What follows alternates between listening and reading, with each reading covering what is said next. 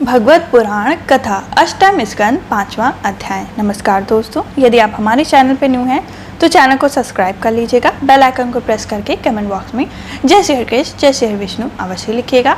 यदि आप गर्भवती माता हैं तो आप इसको प्रतिदिन प्रातः काल के समय या शाम काल के समय अवश्य सुने, जिससे आपको शेष कम करने वाली संतान की प्राप्ति हो।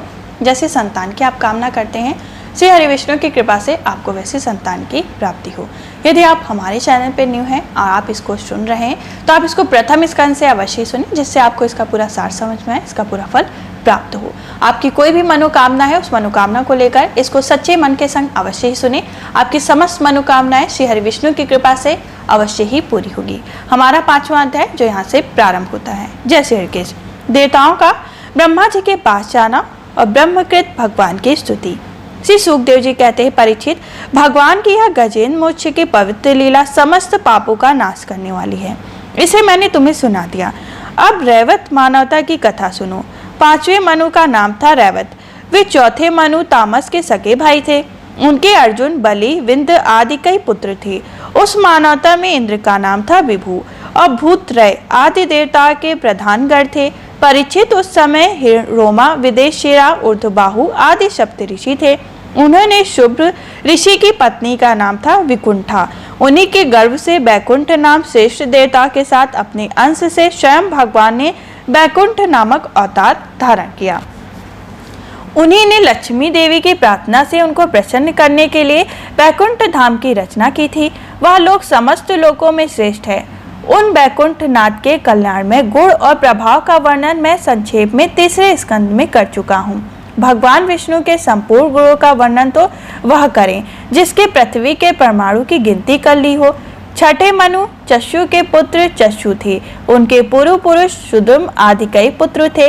इंद्र का नाम था मंत्रधूम और प्रधान देवता गण थे आयाप आदि। उस मानवतर में हविष्यमान और वीर्यक आदि सप्त ऋषि भी थे।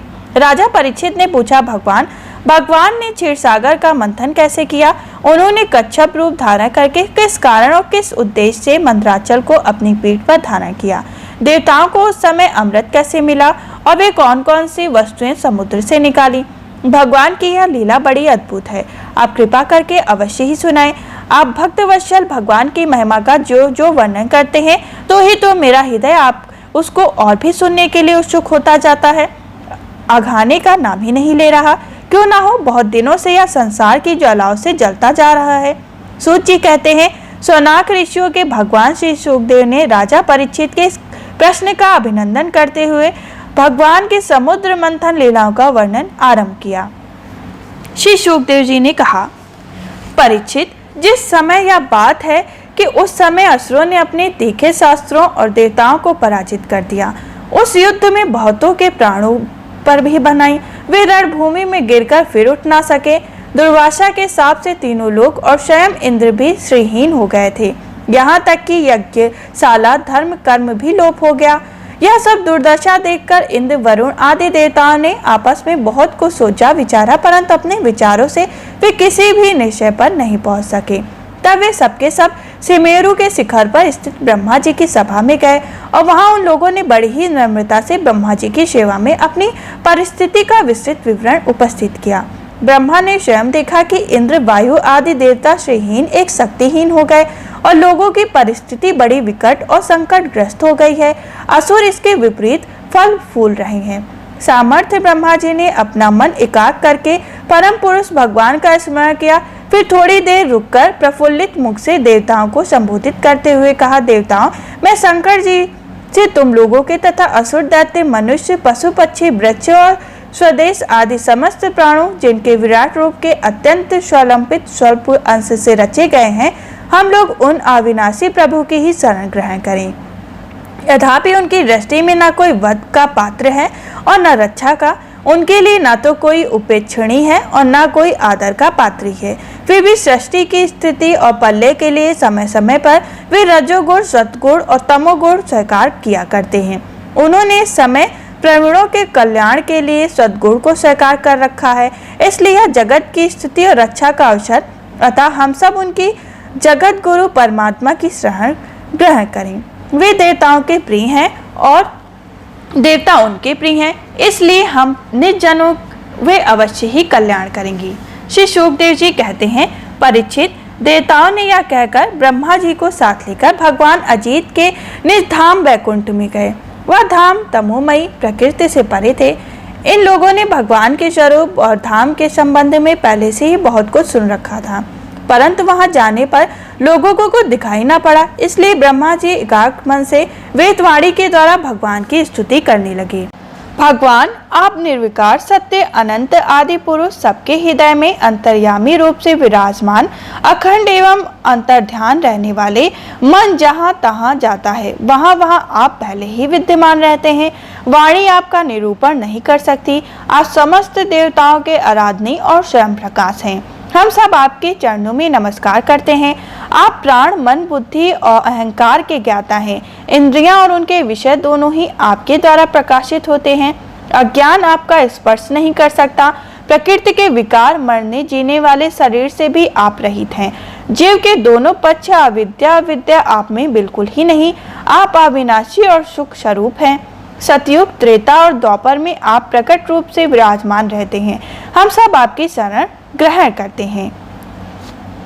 प्रभु, हम आपके शरणागत हैं और चाहे कि मंद मंद मुस्काने से युक्त आपका मुख कमल अपने ही इन्हीं नेत्रों से देखें, आप कृपा करके हमें उसका दर्शन कराएं। प्रभु, आप समय समय पर स्वयं ही अपनी इच्छा से अनेकों रूप धारण करते हैं और जो काम हमारे लिए अत्यंत कठिन होता है उसे आप सहज ही पार कर जाते हैं। आप सर्वशक्तिमान हैं। आपके लिए इसमें कौन सी कठिनाई।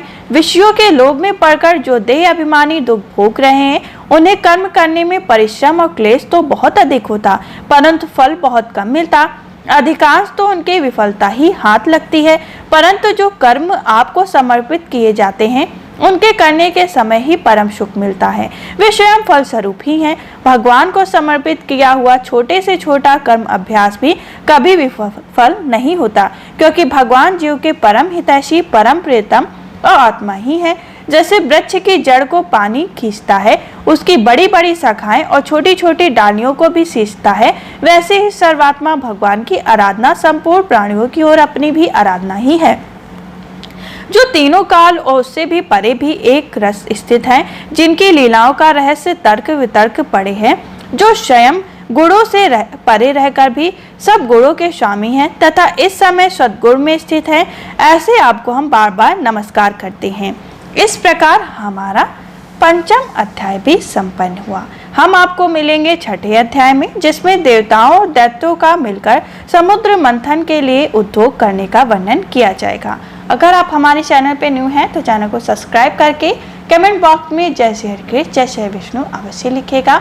आप लोग वीडियो को देखते तो हैं पर कमेंट बॉक्स में कमेंट नहीं करते हैं और लाइक नहीं करते हैं, ऐसा मत करिए। अगर आप श्री कृष्ण के सच्चे भक्त हैं तो कमेंट बॉक्स में कमेंट जरूर किया करिए और लाइक भी किया करिए, वीडियो को शेयर किया करिए, जिससे श्री हरि विष्णु की आपके ऊपर विशेष कृपा बनी रहे। वीडियो को लास्ट तक देखने के लिए आपका बहुत बहुत आभार और श्री कृष्ण की कृपा आपके ऊपर और आपके पूरे परिवार पर सदैव बनी रहे। जय श्री हरि कृष्ण।